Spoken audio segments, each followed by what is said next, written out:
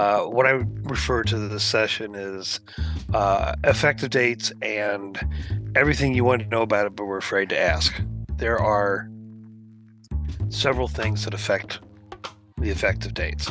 And then what do you do if, well, gee, I submitted my claim on such and such a date, and they're saying that my effective date is this date. How do I combat that situation? Open ranks. On!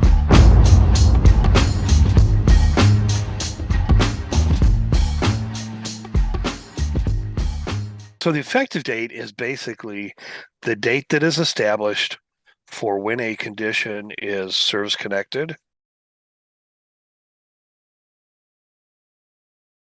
The general one is the day that you file. Another means of backing that date up a little bit, you have what they call an intent to file, which is strictly notifying the VA that, hey, you got a claim coming in. So they establish this program whereby um, you put in an intent to file, says, hey, I'm going to file for these conditions. That's all you have to do at that point. Mm-hmm. And then you have, well, the way the VA puts it is you have 12 months before your intent to file expires. I always tell veterans, because I know sometimes they have a tendency to procrastinate, that you have 11 months. So the intent to file, basically, if you dropped your intent to file a year ago, and now you put all your information in before the expiration of the intent to file. Mm-hmm. So let's say you put it in the 28th of May, you finally dropped all your evidence. They'll go back to your intent to file date, which was the 28th of May or the 29th of May, 2023, and you're going to get a year, whatever that back pay or the percentage is. So like if you get to 100%, you're going to go back a year to get 100% for that year. So you're saying And I get back pay by yes, submitting this? you can. Once it's established, then yes, you will get back pay once you're service connected. Okay. Now, to give you an idea how important this can be, I had a young lady who filed for PTSD in 1998. She had continued to maintain contact with the VA every year.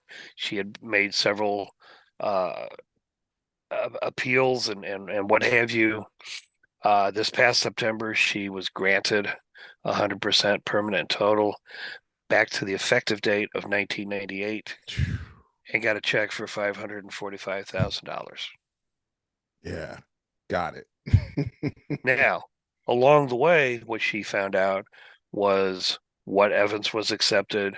Um, they discovered some clear and unmistakable errors the VA made and things like that.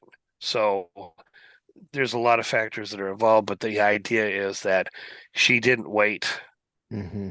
the file, and then now she's got this effective date because she protected the effective date by maintaining contact with the VA over the years. They go back to that date that she filed. Got you.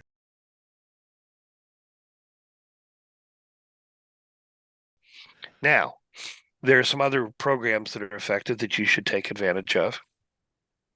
One is medical boarding, which will determine whether you have a medical retirement or not. Mm-hmm. The other one, which is another program I highly recommend, is called the BDD,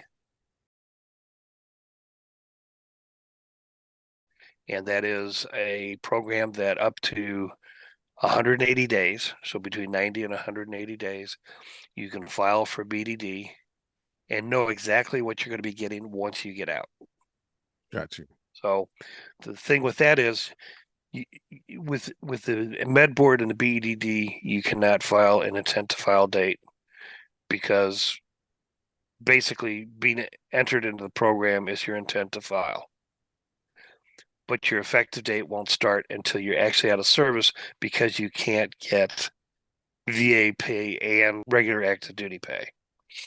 For the Guard and Got Reserves, if you have a disability that's approved, but it may not limit you, it may um, not qualify for being med boarded, but you still have a disability. You just, you know, they can't pay you, so they're gonna look at your reserve weekends, and they're gonna deduct that from the amount of money that you get from the VA.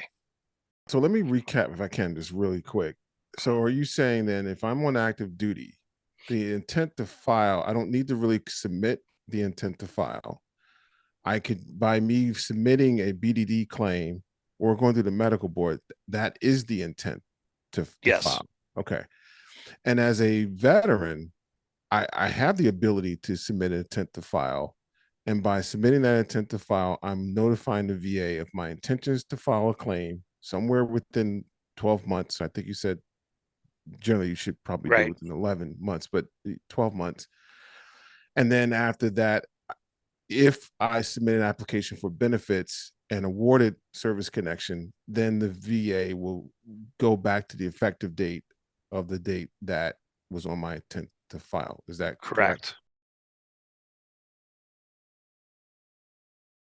So once you've sent an intent to file, uh, you should get either a letter or there will be a notification on your uh, vets.gov account that you have filed an intent to file, and you want to hang on to that paperwork.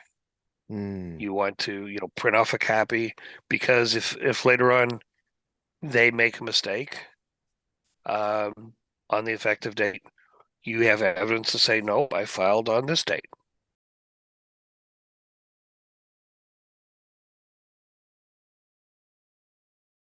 So basically, when we get a claim in, I mean the raters, we get a claim that's put in our queue to rate.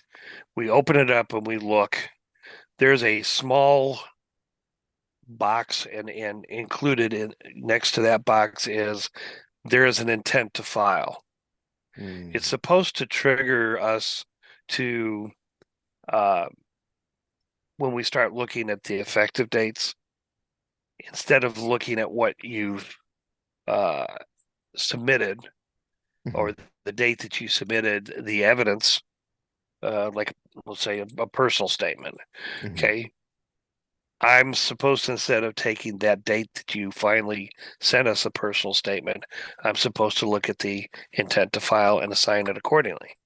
Okay. Now, unfortunately, and I'm just being honest with people here, what happens is um, most raters have a running queue of anywhere from 15 to 20 claims.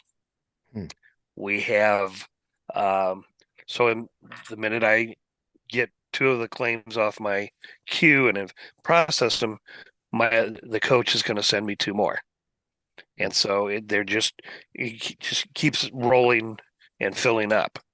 The raters, from their standpoint, are constantly pushed in one of the most stressful jobs there are, to do more claims quicker.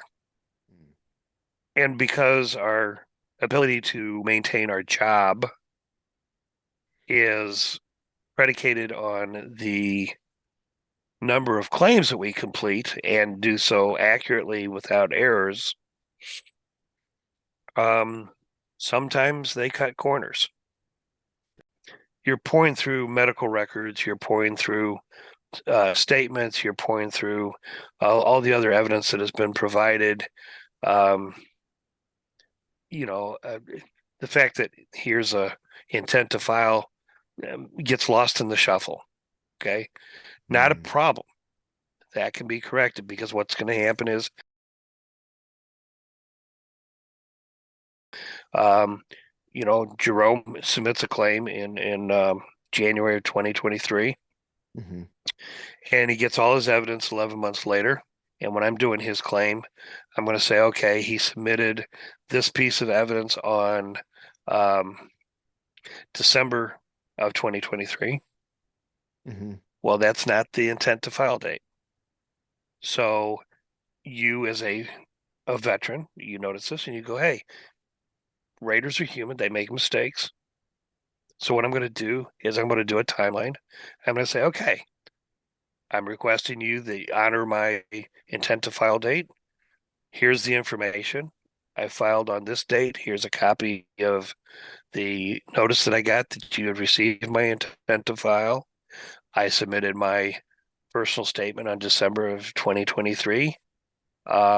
This was the effective date that you assigned. Please look at the intent to file date and honor that date.